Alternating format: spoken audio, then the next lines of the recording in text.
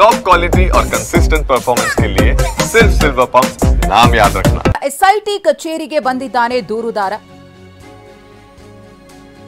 ಇನ್ನೇನು ಕೆಲವೇ ಕ್ಷಣಗಳಲ್ಲಿ ಎಸ್ಐಟಿಯಿಂದ ಕಾರ್ಯಾಚರಣೆ ಶುರುವಾಗುತ್ತೆ. 11ನೇ ಪಾಯಿಂಟ್ನಲ್ಲಿ ಇವತ್ತು ಶೋಧ ಕಾರ್ಯ ಸಾಧ್ಯ ಆದರೆ ಇವತ್ತು 11, 12 ಮತ್ತು 13 ಈ 3 ಪಾಯಿಂಟ್ಗಳಲ್ಲೂ ಕೂಡ ಶೋಧ ಕಾರ್ಯವನ್ನ ಎಸ್ಐಟಿ ಅಧಿಕಾರಿಗಳು ಮುಗಿಸಲಿದ್ದಾರೆ ಅನ್ನೋ ಮಾಹಿತಿ ಸಿಕ್ಕಿದೆ.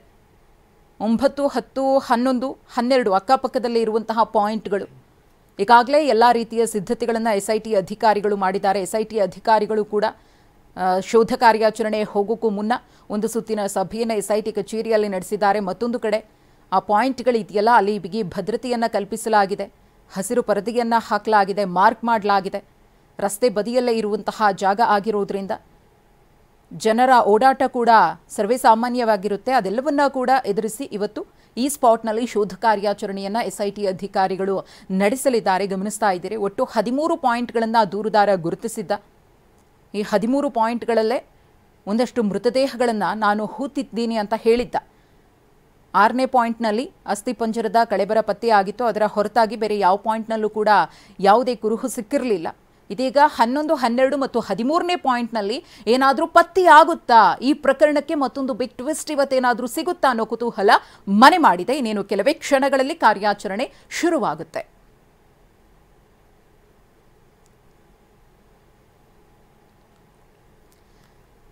ಇನ್ನು ಅಸ್ಥಿಪಂಜರ 6ನೇ ಪಾಯಿಂಟ್ನಲ್ಲಿ ಅದರ ಕಳೆಬರ ಪತ್ತೆ ಆಯ್ತಲ್ಲ, ಅದಕ್ಕೆ ಸಂಬಂಧಪಟ್ಟಂತೆ ಎಸ್ಐಟಿ ಮುಂದೆ ಎಸ್ಐಟಿ ಅಧಿಕಾರಿಗಳು FSL ಕಳಿಸ್ಕೊಟ್ಟಿದ್ದಾರೆ. FSL ತಜ್ಞರ ಮುಂದೆ ಇದೀಗ ಒಂದಷ್ಟು ಚಾಲೆಂಜಸ್ ಇದೆ. ಅದು ಯಾವ ರೀತಿಯಾಗಿ ಚಾಲೆಂಜ್ ಆಗುತ್ತೆ, ಇದ್ರ ಬಗ್ಗೆ ಮಾತನಾಡೋದಕ್ಕೆ FSL ತಜ್ಞರಾಗಿರುವಂತಹ ಡಾಕ್ಟರ್ ಚಂದ್ರಕಾಂತ್ ಅವರು ನಮ್ಮ ಜೊತೆಗೆ ದೂರವಾಣಿ ಸಂಪರ್ಕದಲ್ಲಿದ್ದಾರೆ. ಗುಡ್ ಮಾರ್ನಿಂಗ್ ಡಾಕ್ಟರ್ ಚಂದ್ರಕಾಂತ್ ಅವರೇ. ಈಗ ಫೋರೆನ್ಸಿಕ್ ಟೀಮ್ ಮುಂದೆ ಒಂದಷ್ಟು ಸವಾಲುಗಳಿದೆ. ಅದೇನಪ್ಪಾ ಅಂದ್ರೆ, ಈ ಅಸ್ಥಿಪಂಜರದ ಮೂಳೆಗಳು ಸಿಕ್ಕಿದೆಯಲ್ಲ, ಅದು 15 ವರ್ಷಗಳಷ್ಟು ಹಳೆಯದ್ದಾಗಿರೋದ್ರಿಂದ ಹೇಗೆ ಪತ್ತೆ ಹಚ್ಚೋದು, DNA ಸೇರಿದಂತೆ ಹಲವು ಬಗೆಯ ವಿಚಾರಗಳನ್ನ ಗುರುತಿಸೋದು ತುಂಬಾನೇ ಕಷ್ಟ ಅಂತ ಹೇಳಲಾಗ್ತಾ ಇದೆ. ತಾವು ಹೇಗೆ ವಿಶ್ಲೇಷಿಸ್ತೀರಿ ಇದನ್ನ? ನಮಸ್ಕಾರ, ಗುಡ್ ಮಾರ್ನಿಂಗ್. ಸೊ ಈ DNA ರಿಸಲ್ಟ್ ಇದೊಂದು ಟ್ರೈ ಮಾಡ್ಬೋದು ಅಷ್ಟೇನೆ. ಆಗ್ಲೇ ಹೇಳಿರೋದ್ರಿಂದ ಎಕ್ಸಿಬಿಷನ್ ಮಾಡುವಾಗ ಈ ಸಾಯಿಲ್ ಅಥವಾ ಮಣ್ಣನ್ನ ಎದೆಯ ಮೇಲ್ಭಾಗ ಮತ್ತೆ ಬಾಡಿಯ ಮೇಲ್ಭಾಗ ಮತ್ತೆ ಕೆಳಗಡೆ ಮತ್ತೆ ಅಕ್ಕಪಕ್ಕದಲ್ಲಿ 500 grams ಅಷ್ಟು ಕಲೆಕ್ಟ್ ಮಾಡಿರ್ತಾರೆ. So we have to rule out whether there is a possibility of what is the nature and content of the soil. ಅದೊಂದು ಒಂದು ಅಸಿಡಿಕ್ ಸಾಯಿಲ್ ಇರ್ಬೋದು ಅಥವಾ ಆಲ್ಕಲೈನ್ ಸಾಯಿಲ್ ಇರ್ಬೋದು. ಅಕಸ್ಮಾತ್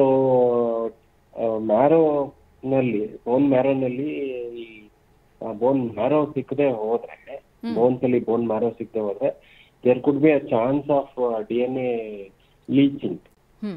ಸೊ ಅದಕ್ಕೆ ಪ್ರಿಫರಬಲಿ ಹಲ್ಲು ಏನಾರ ಸಿಕ್ಕಿದ್ರೆ, ಹಲ್ಲುಗಳು ಏನಾರ ಸಿಕ್ಕಿದ್ರೆ ಅದರಿಂದ DNA ಎಕ್ಸ್ಟ್ರಾಕ್ಟ್ ಮಾಡ್ಲಿಕ್ಕೆ ಒಂದು ಸಾಧ್ಯತೆ ಇದೆ. ಬಿಕಾಸ್ ಹಲ್ಲಿನಲ್ಲಿ 5 ಲೇಯರ್ಸ್ ಇರುತ್ತೆ. ಮನುಷ್ಯನ ಪರ್ಮನೆಂಟ್ ಹಲ್ಲಲ್ಲಿ 5 ಲೇಯರ್ಸ್ ಇರುತ್ತೆ. ಸೊ ಈ ಅಸಿಡಿಕ್ ಸಾಯಿಲ್ ಅದನ್ನ ಪರ್ಕ್ಯುಲೇಟ್ ಮಾಡೋದು ತುಂಬಾ ಕಷ್ಟದ ಕೆಲಸ. ಅದಕ್ಕೆ ಅದು ಎಫೆಕ್ಟ್ ತುಂಬಾ ಕಡಿಮೆ ಇರೋದ್ರಿಂದ we have to find out and wait for the DNA results ನ ನಾವು ವೇಟ್ ಮಾಡ್ಬೇಕು ಅಂತ ಹೇಳಿದ್ದಾರೆ.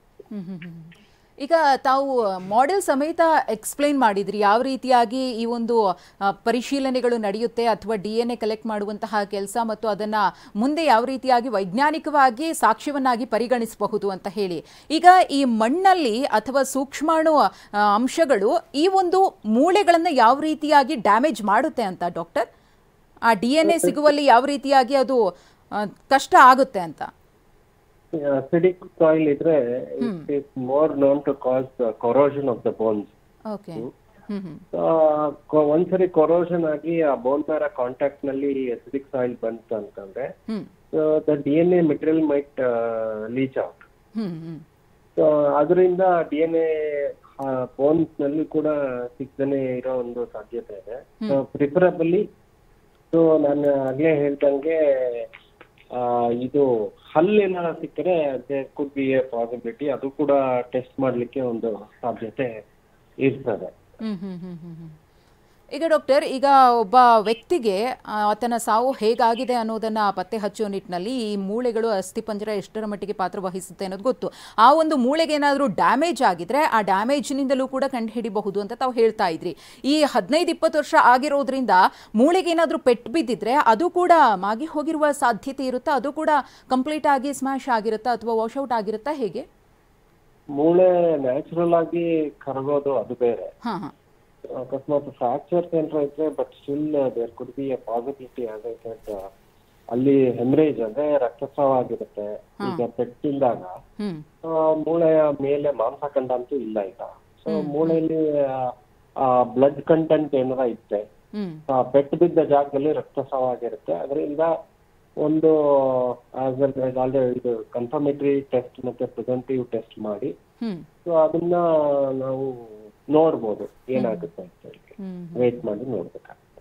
ಓಕೆ, ಧನ್ಯವಾದ ಡಾಕ್ಟರ್ ಚಂದ್ರಕಾಂತ್ ಅವರೇ, TV9 ಜೊತೆ ಮಾತನಾಡಿದೆ.